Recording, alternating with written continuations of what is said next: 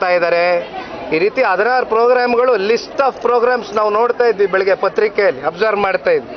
ಆದರೆ ಮೇಲ್ನೋಟಕ್ಕೆ ನೀವೇನು ಬೇಕಾದ್ರೆ ಹೇಳ್ಬೋದು. ಇಲ್ಲಿ ಒಂದು ಸ್ಪಷ್ಟವಾಗಿ ಅರ್ಥ ಮಾಡ್ಕೋಬೇಕಾಗಿರೋದು, ಮೈನಾರಿಟಿ ಅಂತ ಹೇಳಿದಾಗ ಇವರೆಲ್ಲರೂ ಬರ್ತಾರೆ.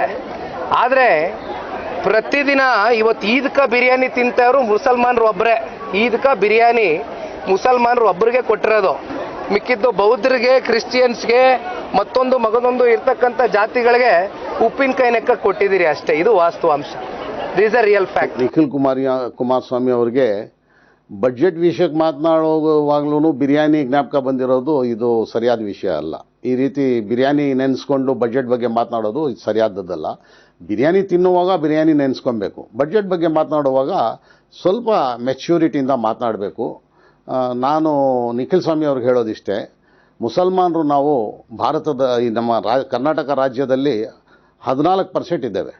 14%ಗೆ 4,09,000 ಕೋಟಿ ಬಡ್ಜೆಟಲ್ಲಿ 100%ಅಲ್ಲಿ ಬರೀ 1.1% ಕೊಟ್ಟಿರೋದಕ್ಕೆ ಅದಕ್ಕೆ ನೋವು ಪಡ್ಕೊಂಡು ಬಿರಿಯಾನಿ ಬಜೆಟ್ ಅಂತ ಹೇಳಿದ್ರೆ ಇದು ಸರಿನಾ? ಮತ್ತೆ ಹೇಳ್ತೀರಾ ಎಲೆಕ್ಷನ್ ಸಮಯದಲ್ಲಿ ನನಗೆ ಕೈ ಬಿಟ್ಟರು ಮುಸಲ್ಮಾನರು ಅಂತ.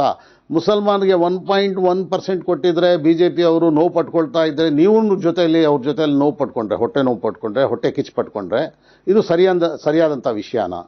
ಆದ್ದರಿಂದ ನಾನು ಹೇಳೋದಿಷ್ಟೇ, ಬಡ್ಜೆಟ್ ಇದೆಯಲ್ಲ, ಇದು ನಮ್ಮ ಎಲ್ಲ ನಾಗರಿಕರ ಟ್ಯಾಕ್ಸ್ ದುಡ್ಡು ಶೇಖರಣೆ ಆಗೋ ದುಡ್ಡದು. ಆ ನಾಗರಿಕರಲ್ಲಿ ಮುಸಲ್ಮಾನರು ಟ್ಯಾಕ್ಸ್ ಕಟ್ಟಿದ್ದಾರೆ, ಹಿಂದೂಗಳು ಕಟ್ಟಿದ್ದಾರೆ, ಗೌಡರು ಕಟ್ಟಿದ್ದಾರೆ, ಕ್ರೈಸ್ತರು ಕಟ್ಟಿದ್ದಾರೆ, ಎಲ್ಲರೂ ಕಟ್ಟಿದ್ದೇವೆ.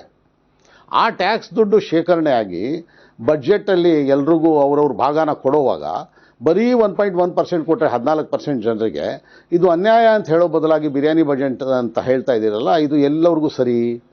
ಇದನ್ನು ನೀವು ಸ್ವಲ್ಪ ಯಾವುದಕ್ಕೆ ಬಿರಿಯಾನಿ ಅನ್ನಬೇಕು, ಯಾವುದಕ್ಕೆ ಬಿರಿಯಾನಿ ಅನ್ನಬಾರ್ದು ಅನ್ನೋದನ್ನು ಸ್ವಲ್ಪ ನೀವು ಅರ್ಥ ಮಾಡ್ಕೊಬೇಕು. ಈ ರೀತಿ ಇಮ್ಮೆಚ್ಯೂರ್ ಆಗಿ ಬಜೆಟ್ ಬಗ್ಗೆನೂ ಹೇಳೋದು ಸರಿ ಇಲ್ಲ. ನನ್ನ ಹೇಳಿಕೆ ಇಷ್ಟೇ, ಎಲ್ಲರಿಗೂ, ಎಲ್ಲ ಸಮುದಾಯಗಳಿಗೂ, ಎಲ್ಲ ಗುಂಪುಗಳಿಗೂ, ಎಲ್ಲ ಧರ್ಮದವ್ರಿಗೂ ಸರಿಯಾದ ರೀತಿಯಲ್ಲಿ ಹಂಚಬೇಕು. ನಮ್ಮ ಯಡಿಯೂರಪ್ಪನವರು 2008-11 ಮಧ್ಯೆ ನಮ್ಮ ಎಲ್ಲರ ಟ್ಯಾಕ್ಸ್ ಸೇರಿಸಿ ಸ್ವಾಮೀಜಿಗಳಿಗೆ 110 ಕೋಟಿ ಹಂಚಿಬಿಟ್ರು. ಆವಾಗ ಯಾರೂ ಮಾತನಾಡಲಿಲ್ಲ, ಬಾಯಿಗೆ ಬೀಗ ಹಾಕ್ಕೊಂಡಿದ್ರು.